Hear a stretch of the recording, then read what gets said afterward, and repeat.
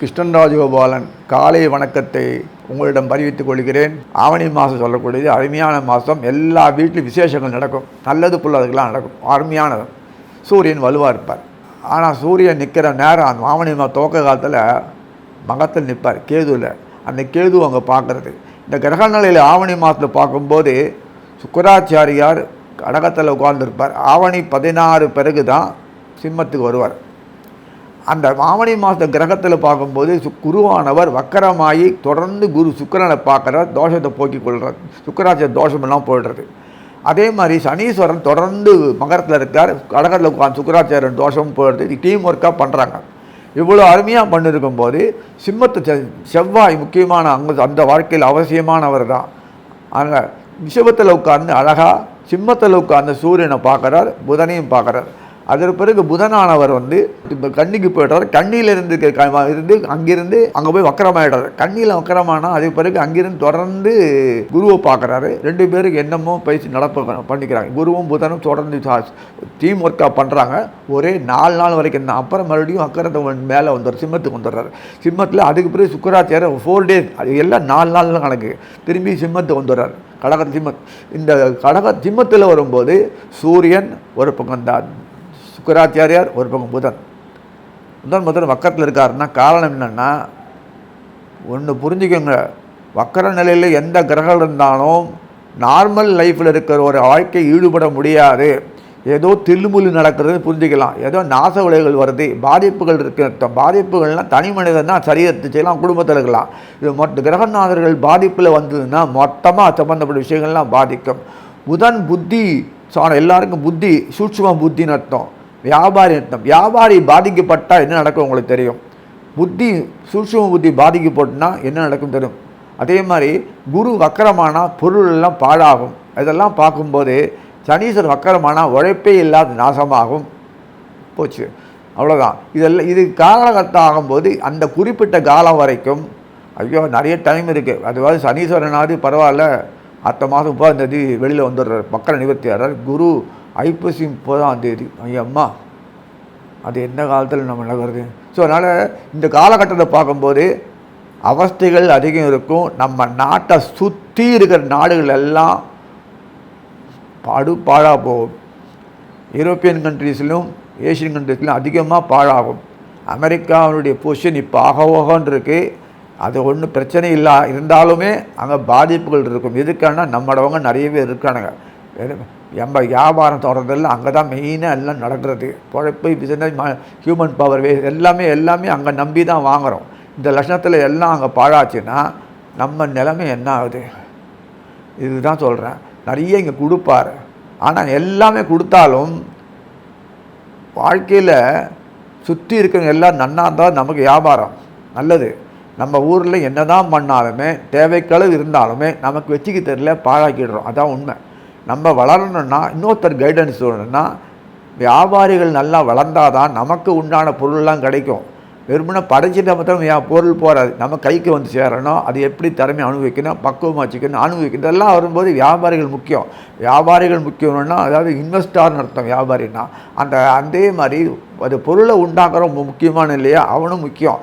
அந்த labour intensive அதுவும் சரி, அதுவும் பாழாக போச்சுன்னா எக்கனாமிக் வார்ஃபேர் ஆகி நாடுகள் வார்ஃபேரில் இறங்கிடும், வேறு விஷயத்தில் இறங்கிடும். அந்த காலகட்டம் தான் இப்போ நடக்க போகிறது. எனக்கு தெரிஞ்சு 1945 ஒரு இந்த பீரியடை வரா மாதிரி இப்போ வரக்கூடிய ஒரு நிலைமை உண்டாருதான் சொல்கிறேன். வரணும்னு சொல்லவே இல்லை, பகவானை பிரார்த்தனை பண்ணுறேன். இந்த நிலைமைக்கு ஆளாகாமல் இருக்கணும்னா அவர்கள் உடந்த முறையில் எளிய முறையில் கற்றுக்கணும், பசங்களை எஜுகேட் பண்ணணும். அந்த மாதிரி குடும்பமாக வாழ்ந்து அனுபவிக்கணும். இது இருக்கிறதோ சேர்த்து வச்சு நிறைய வாங்கணும். மழை காலத்தில் சேர்த்து வைக்கிறாங்க, வெயில் காலத்தில் சேர்த்து வச்சு மழை காலத்தை அனுபவிக்கிற மாதிரி வாழ்க்கையில் இன்றைக்கி சௌகரியமாக எல்லாம் கிடைக்கிறதுன்னு அகல காலம் வைக்காமல் எது பண்ணோம் மறைவாக பண்ணிக்கிறது நல்லதையும் சொல்லிட்டு பிரார்த்திக்கிறேன். அன்பார்ந்த மீனராசி நேயர்களே, மோட்சஸ்தானம் விடுதலை இப்படி சொல்லுவாங்களே, காலபுருஷன் விடுதலை ஸ்தானத்தில் உங்களுக்கு அதாவது கர்மங்கள்லாம் முடிஞ்சு போயிட்டு ஓரளவுக்கு ஒரு பெயரளவுக்கு கர்மங்கள் இருக்கவங்க தான் மீனத்தில் பிறப்பாங்க. அது எப்படி சொல்வீங்கன்னா, பூரட்டாதி ஒரே ஒரு கடை 4ஆம் போதி மாத்திரம்தான். அது கடக வீட்டில் அம்சத்தில் கடக வீட்டில் வரும், சந்திர வீட்டில் பாருங்கள். உத்திரட்டாதி சனீஸ்வரன் நட்சத்திரங்கள் எல்லாமே பார்த்தீங்களா. சனீஸ்வரன் தான் கர்மங்களுக்கு உரியவர், அது புரிஞ்சுக்கோங்க. புரியுங்களா? நல்லது கெட்டதுன்னு கிடையாது. ஒரு ப்ரோக்ராம் பண்ணால் நடிக்கணும், நடிச்சாடணும், ஆடானா சிரிக்கணும். அதே மாதிரி ப்ரோக்ராம் பகவான் பண்ணிருக்கான், அவ்வளோதான். அது அடுத்து நான் பிறக்கிறோம், அனுபவிக்கிறோம். நமக்கு என்ன யாரும் உறவுறாங்களோ எல்லோரும் பூமியில் பிறந்தவங்கலாம். அப்புறம் எத்தனை இது மாதிரி 28வது சதுரத்துலேயே இருக்கும். இத்தனை சதுரத்தை பிறந்துட்டே தான் இருக்கும். இது பார்த்துட்ருக்கோம் இல்லை, எத்தனை வீட்டில் பிறந்திருப்போம். லட்சக்கணக்கான வீட்டில் 85,000, 1,85,000 எல்லாம் தேவையாது. அழுத்து போல நமக்கு போலையே, இன்னும் நன்னா இருக்குமா. அடுத்தது இந்த சீட்டு கேம்லிங் ஆடுறோம், அடுத்தது பிடிச்சிடலாம் போனால் போகுது அப்படின்னு போய் கோட்டை ஓடுற மாதிரி வாழ்க்கையை கோட்டை விட்டு இந்த மாதிரி யாதி நோட்டை கொண்டாண்டு வயசாகி மூப்பு முனிவி இதெல்லாம் ஆகி அப்புறம் வாழலையே இருக்கிற எப்படி வாழ முடியும்? வயசாகிடுத்துன்னு எப்படி வாழ முடியும்? வயசு ஓரம் கட்டிடுவாங்க, வாழ ஆசைப்பட்டாட. என்னதான் எம்ஜிஆர் மாதிரி மேக்கப் பண்ணாலும் ஓரம் கட்டிடுவாங்க. அது வாழ்க்கையில் இன்னொருத்தர் எதிர்பார்க்க வேண்டியிருக்கும், முடக்கிடுவான் பகவான். டைம் பவுண்டிங் தான் எல்லாமே. அதனால் வைராக்கியம் வளரக்கூடிய இந்த வயசத்தில் இப்படி இருக்கும் வாழ்க்கையில் இந்த மோட்சஸ்தானத்தில் இருக்கிறவங்க பெரும்பாலுமே தெளிவாக இருப்பாங்க, குழப்பமே மாட்டாது. எல்லாம் பார்டரை வந்தாச்சு வெளியில். அதனால் அந்த மாதத்தில் இந்த குரு வக்கரமானதுனால ஒரு வேளை நம்ம பூமியில் இருந்தால் அடுத்த பிறவி நம்ம கொடுத்தாலும் இந்த மாதிரி வாழணும், இப்படி இருக்கணும், அப்படி இருக்கணும்னு அப்படியே புரட்டிடுவார். பூமியில் ஆளே இருக்கணும் இல்லை, இல்லாத போட்டானே அப்புறம் இன்னும் 3-4 லட்சம் கிட்டத்தட்ட நியர்லி 4 lakhs இயர்ஸ் பூமி இருக்குது. இந்த உலகம் இந்த கலியுகம் இருக்கும், பூமி இருக்கும், இந்த கலியுகம் இருக்கும். அது வரைக்கும் இருந்துட்டே ஆகணும்ல. நான் போகிறோமா, நீங்கள் போகிறேன், இங்கே தான் பிறக்கணும். சங்கரை சொல்கிற மாதிரி அப்படி ஒன்றும் நம்ம ஒன்று ஞான மார்க்கம், தர்ம மார்க்கம், அந்த மார்க்கெல்லாம் ஒரு வைராக்கியத்தில் வாழ்ந்ததே இல்லை. ஒரு வேளை காஃபி சாப்பிட்டாலும் அடுத்து பசிக்குது, காஃபி சாப்பிட்றேன், காஃபியே காணுமே ஐயோ அப்படின்னு அந்த புத்தி உடனே போகிறது. பார்த்தீங்களா, இது எங்கே வைராக்கியம் வரப்போகுது வாழ்க்கையில். அதனால் இந்த மாதிரி வாழ்க்கை சூழ்நிலையில் உங்களோட சமைப்பில் பார்க்கும்போது குரு உட்கார்ந்து சுக்கராச்சாரியரை பார்க்குறார். சுக்கராச்சாரியர் உங்களை பொறுத்த வரைக்கும் 3வது அதிகாரி, 8ஆம் அதிபதி. எதுக்கு அவர் பார்க்குறார்? இந்த 3க்கும் 8ம் முக்கியமான ஒரு பணியை பண்ணும்போது தோஷங்கள் நிறைய கூடும். அந்த தோஷங்களை அகற்றத்துக்கு தான் குரு சுக்கராச்சாரியரை பார்த்து தோஷம் போகிறார். இப்போ புரியுதா உங்களுக்கு? எந்த தொழிலை பண்ணால் ஃபேக்ட்ரியில் பண்ணுற வச்சுக்கோங்கள துணி தனியும் தைச்சு கொடுத்துருப்பான், ஆப்ரேஷன் டாக்டர்னு துணி கொடுத்துருப்பான் நோயாளி காமிக்கிறதுக்கு. அதே மாதிரி சில துணிகள் சமையல் பண்ணும்போது பாருங்கள் ஒரு மாதிரி அதெல்லாம் தோஷங்கள் படிக்கிறது இல்லை. தோஷம்னா அழுக்கு, ஒவ்வொரு இடத்துல ஒரு மாதிரி தோஷங்கள். அதை போக்குறதுக்கு யாரால் முடியும்? குரு ஒருத்தரால் முடியும். அதுக்காகவே குரு சுக்கராச்சாரியை கொண்டு கடகத்தில் பூர்வத்தில் உட்கார வச்சு என்ன பிளான் பண்ணி பண்ணுறது பாருங்கள். பகவான் பண்ணுறான் பாருங்கள். நல்ல காலம் நம்மளாம் பிஏவை போடல, அந்த டிபார்ட்மெண்ட்டுக்கெல்லாம் நம்ம மண்டை பிசிடும். எப்படி ப்ரோக்ராம் பண்ணுறேன்? குரு மூலம் தான் எல்லாம் கிடைக்கிறதுக்காக வேண்டி குரு தோஷம் போக்கி வச்சு அவருக்கே இருந்தாலும் அவர் கண்ணு பாறை பட்டால் தான் தோஷம் போகுது. அவரை எதுக்காக தோஷம் காரணமாக யார் இருந்தாலும் அவரை தோஷமாக வச்சு அட்டகாசம் பண்ணி பூர்வ உட்கார வச்சு சுத்தம் பண்ணிட்டார். அதே சமயத்தில் தோஷம். அதனால் இந்த ராசியில் பொறுத்த வரைக்கும் விபரீத ஒரு ராஜயோகம் உண்டாகும். எப்படின்னு கேட்டிங்களா, இதுவரைக்கும் அதை ஆசை காட்டி மோசம் பண்ணுறது வேறு. இது வரைக்கும் போதும் வாழ்க்கை நிறைய பகவான் வாழ்ந்து மேலே போயிடலாம் நினச்சவங்களுக்கும் அப்படின்னு ஊற்றுட்டு மறுபடியும் ஒழித்து விடுறது தான் இது. தோஷம் போச்சுன்னா மறுபடியும் பாவங்கள் போயிடுத்து, புண்ணியம் நிறைய இருக்குது, அதுக்கு அனுபவிக்க வேணாமா, அதுக்காக திருப்பி படைக்கக்கூடிய அளவுக்கு தான் அந்த அமைப்பு கொடுத்துட்றான். வாழ்க்கையினுடைய ரசனைகளுக்கெல்லாம் அனுபவிக்கக்கூடிய காலம் வந்துடுது உங்களுக்கு எல்லாமே பரகமாக இந்திரனுடைய ரெண்டு இந்த அமிர்தம் சாப்பிட்டா மாதிரி ஒரு திருப்தி வாழ்க்கையில் அமையும். இந்த வாசனம் எல்லாருக்கும் உங்களுக்கு மறுபடியும் ரீஜென்ரேட் பண்ணி ஆரோக்கியத்தை கொடுக்கும், சந்தோஷத்தை கொடுக்கும், வளமான வாழ்க்கை, திருமண வாழ்க்கை, குழந்தை குட்டி பேர். நான் எனக்கு 60 வயசு ஆக போகுது, குழந்தையே இல்லையம்மா. மக்கள் 60 வயசுக்கு குழந்தை பெற்றுருக்கான் வெறும். இதுக்கு நிறைய உதாரணம் சொல்லலாங்க. அதில் குழந்தை பாக்கியம், மழை செல்லும், சம்சவிருத்தி எல்லாருக்கும் வரும். திருமண பாக்கியம் 40 வயசு ஆகிடுத்து பொண்ணுக்கு ஆகலை, சர்க்கரை வியாதிக்கு வேணான்றாங்க. எல்லாம் சரியாக போய் அமிர்தம் குடிச்சினாலும் எல்லாம் சரியாக போய் ஆட்டோமேட்டிக்காக அந்த பொண்ணுக்கு நார்மல் ஆகி எல்லா விதத்துக்கும் திருமண பாக்கியம் கொடுத்தே ஆகணும். எல்லாத்துலேயும் அவர்கள் தயவு குருவனுடைய வாழ்க்கைக்கு விளக்கேற்றினாதான் மற்றவங்களுக்கு விளக்கான பயன்படுவார். அந்த தாத்பரியத்தை பகவான் புரிஞ்சுருக்காமல் போடுது. அதனால் இந்த மாதிரி அமைப்பை கொடுத்து வேண்டுகாமல் இருக்குது. நம்ம நாடு சிறப்படைத்து குரு முக்கியம் பலது சொல்லியிருக்கேன் சனியும். அந்த மாதிரி இந்த குருவனுடைய பூர்வ புண்ணியாதமும் சொல்லக்கூடிய அந்த மீனத்துக்கு கடகம். அடுத்தது பார்த்தோன்னா பாக்கியத்தில் செவ்வாய். செவ்வாயினுடைய அமைப்பு பார்த்தோன்னா வீரிஸ்தானத்தில் உட்கார்ந்துட்டு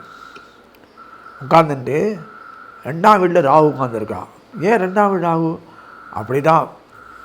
இல்லைன்னா நீயாக மாற்றி நாட்டை தர்மத்தை கொடுத்து செயல்படுத்துறதுக்கு யாரும் தர்மவாதியில் ஆகும். நீ வேணும் தர்மவாதி இருந்துக்கு எங்களுக்கு வேணும் சௌரியம் எங்களுக்கு வேணும் அப்படிலாம் இழக்கலாம் முடியாது. அதனால் ராகு உட்காரச்சு உங்களை பலப்படுத்தி தூக்கின்னு வந்திருக்காரு. 3ஆம் வீட்டு செவ்வாய் உட்காந்து முயற்சி உட்காந்து செஞ்சும்போது விறுவிறுன்னு பயன்படும். அப்படியே உங்களுக்கு சம்மந்தப்பட்ட 6ஆம் வீட்டில் உட்காந்து சூரியன் தோட்டம் எல்லாம் மறைவு மறைவு மறைவு மறைவு மறைவு. ரிசல்டன்ட்டு பகவான் கொடுக்குறான். அதுக்கு தான் உங்களை அந்த 12ஆம் தேதி உட்காந்துட்டு அங்கே போய் பார்த்து கண்ணியில் உட்காந்துட்டு செப்டம்பரில் உட்காந்த புதன் அங்கேருந்து உங்களை தொடர்பு கொள்ளிருக்கான். அட்டகாசமாக இருக்குது. களத்தட்டுடைய கை அப்ஹேண்டாக இருக்கும். நம்ம தளர்ந்து போயிட்டானா கூட தூக்கி விட்டு லிஃப்ட்டு பண்ணி நம்மளுடைய சேவையை பார்த்துட்டு உங்களை கௌரவிச்சு உங்கள் தலைமை தாங்கினா போது இந்த தலை நாங்கள் பார்க்குறோம் சொல்கிறவங்களுக்கு எல்லாம் பண்ணி உங்களுக்காக பண்ணி கொடுக்குறாங்க. அந்த அமைப்பு தான் இந்த மாதம் இருக்குது. ஓடி தேடி போய் ஒன்று லோன்னு அலையே தேவையில்லை. இந்த மாதம் எல்லாமே அப்படி பட்டன் கம்ப்யூட்டரில் தட்டுறாங்க, நெட்ஒர்க்கில் பண்ணுறாம எல்லாமே உங்களுக்கு தெளிவு வரும். இருக்கணுமே நான் தட்டினா கிடைக்கணுமே எல்லா அமைப்பு கொடுத்து உங்களுக்கு கௌரவித்து உயர்த்தி உங்களை ஒரு பெரிய பீடத்தில் உட்கார வச்சு அனுபவிக்கக்கூடிய காலம்தான். அவங்கள உட்கார வச்சு சர்வீஸ் பண்ணுற செக்டார்கள்லாம் உங்களை பெரிய லெவலில் உங்களை உட்கார வச்சு செய்யணும். குருஸ்தானத்துக்கு அந்த மதிப்பு இந்த மாதம் கிடைக்கிறது. அக்கரம் குருமாச்சு திருப்பி அது சொல்கிறேன், அது சொல்லாதீங்கன்ற. எப்படி இருந்தாலும் எப்போதுமே நோய் வாடுபடும் தான் அவர் ரெஸ்ட் எடுத்துகிட்டு இருப்பார். மற்ற நேரத்தில் எடுத்துக்க மாட்டார். அதனால் ரெஸ்ட் எடுக்கும்போது இந்த கௌரவம் கிடைக்கணும்ல. ஒருத்தர் புண்ணியசாலியானா அந்த புண்ணியம் பண்ணுறது எப்போ தெரியும்னா இவனால் இயலாகும் போது மற்றவங்க சர்வீஸ் பண்ணுவாங்க. அதுதான் புண்ணியம். அது பார்த்துருப்பீங்க நீ தர்ம கர்மன்றது. இவர் தர்ம கர்மம் எப்படி இருக்குது? தர்மஸ்தானாதிபதி சொல்லக்கூடிய மீனத்துக்கு 9ஆம் இடத்தையே செவ்வாய் அருகியாக பண்ணுறாரா? வீதத்தில் உட்காந்துட்டு தம் வீடே பார்க்குறாருல, 9ஆம் வீடு பார்க்குறாருல. அது 10ஆம் இடதிபதி யார்? ஆட்டோமேட்டிக்காக தானே குருவே தான். அந்த குரு உட்காந்து தம் தோஷத்தை போகிறாரா? 4ஆம் சுகஸ்தானத்தில் உட்காந்து சுகஸ்தானத்துக்கு 4ஆம் வீடுக்கு நேரம் என்னவாக இருக்குது? 10ஆம் கர்மஸ்தானாதிபதி கன்னி வீடு அங்கே உட்காந்துருக்காரு. அங்கே அவரோட தொடர்பு கொள்கிறாரா? அப்புறம் என்ன தானாக தேடி பண்ணி கொடுக்குறது. ஆக மோட்சஸ்தானத்தில் இருக்கவங்க ஒரு வைராக்கியத்தை அடைஞ்சு மேலே மோட்சம் போனாலும் போக முடியாது. வயசானவங்க ரிட்டையர் போனவங்க உடம்பு வியாதி இருக்கும், பாயானவங்க பிரச்சனைக்கு உள்ளது, விபத்துக்கு ஏதோ ஒரு இதில் மனநிலை பாதிச்சுது. யாராக இருந்தாலுமே எல்லாருமே ஒரு நல்ல சுகமாக நார்மல் ஆகி சௌபாக்கியம் நல்ல விதமான பழையபடி தெம்பு தேர்வை வாங்கி எஸ்டாப்ளிஷ் பண்ணுவாங்க. சந்தோஷமாக இருக்கும். சுபசோமனம் நிறைஞ்சி இருக்கும். பாவங்கள்லாம் விலகி போய் புண்ணியங்கள் பெருக ஆரம்பிக்கும். உங்களால் மற்றவங்களுக்கும் தயவு கிடைக்கிது. இப்பேற்பட்ட நிலைமையில் வாரிசுகள் வளர்ச்சி ஆகும். இந்த உள்நாட்டிலே எஸ்டாப்ளிஷ் பண்ணிப்பீங்க. கன்சல்டிங் சர்வீஸோ அட்வைஸோ டாக்டரோ மருத்துவரோ விஞ்ஞானியோ செலவுதலோ அல்லது ஆத்ம சம்மந்தப்பட்ட விஷயங்களோ தலை யாத்திரையோ என்னென்ன உண்டோ அதெல்லாம் சம்மந்தப்பட்டவர்களோ வாகனங்களோ இன்வெஸ்ட்மெண்ட் ரிட்டர்ன் பண்ணுறதோட மனப்பழக்கமோ வங்கித்துறை வழக்கமோ மினிஸ்ட்ரி சம்மந்தப்பட்ட அந்த அமைச்சகங்களோ தொழில்துறைகளோ யாராக எதாக இருந்தாலுமே தங்களுடைய திறமையை வெளிக்காட்டி இத்தனை நாளாக இருந்தது அது ரிசல்ட் இப்போ தான் வரும். இத்தனை நாளாக எப்படியோ இருந்தது அந்த ரிசல்ட்டு சொல்லக்கூடிய அந்த அமைப்பில் உங்களுக்கு கொடுக்கக்கூடிய பலன்கள் அப்படிங்கும்போது எல்லாம் இந்த மாதம் அப்படி அந்த ஒவ்வொரு சீசனாக அந்த பூ பழங்கள்லாம் வருது இல்லையா? மாங்காய்லாம் ஒரு சீசன் காய்க்கும், சீசனில் இன்கம் வருது இல்லை. அது மாதிரி பணப்பயிர் விளையக்கூடிய இந்த மாதம் சம்மந்தப்பட்ட விஷயத்தில் ஆழிப்பட்டம் தேடி வர ஆவணி மாதம் நல்லா வளர்ந்து ஆரம்பிச்சிடுவோம்.